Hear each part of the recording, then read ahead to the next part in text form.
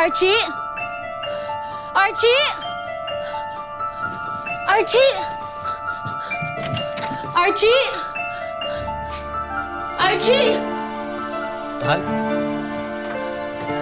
Okay ka lang? Anong nangyayari sa'yo?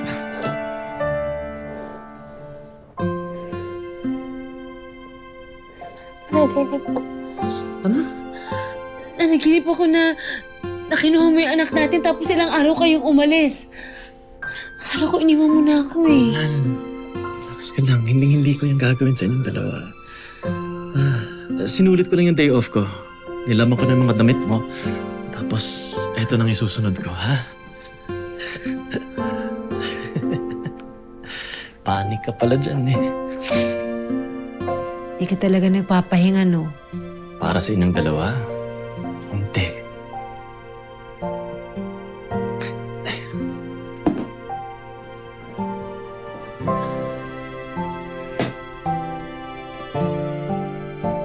Ay.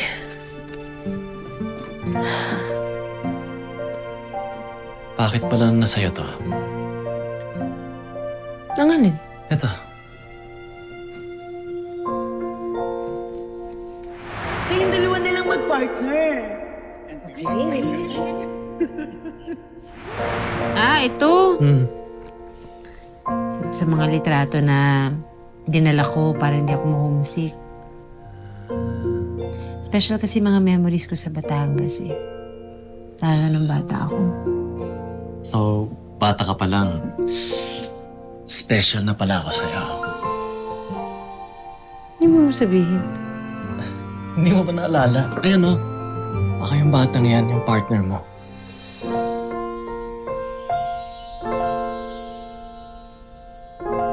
Ikaw to?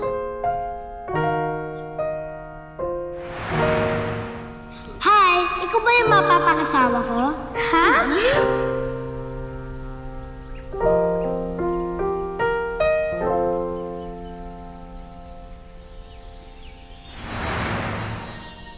Ikaw yun? Si, mi amore.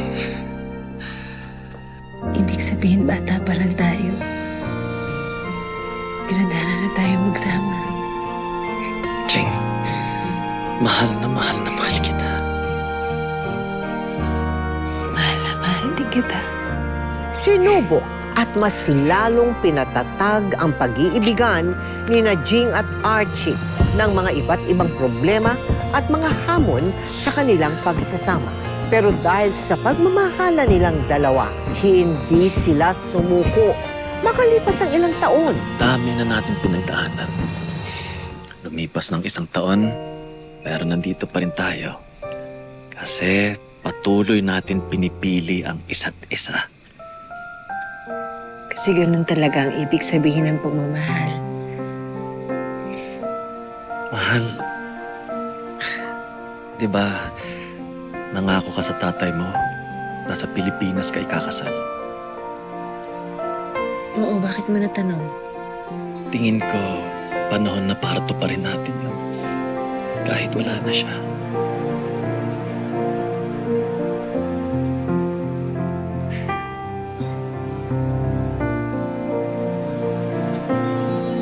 Wala na akong mahihiling pa, kundi maging bida ka at ang anak natin sa kwento ng buhay ko. Will you marry me?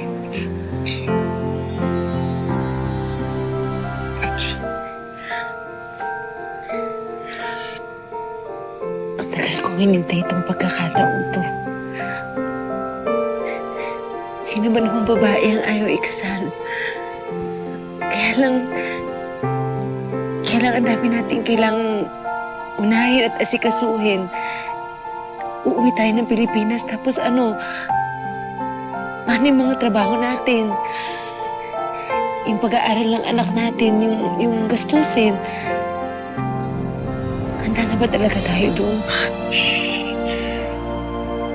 May tiwala ka ba sa akin? Ama,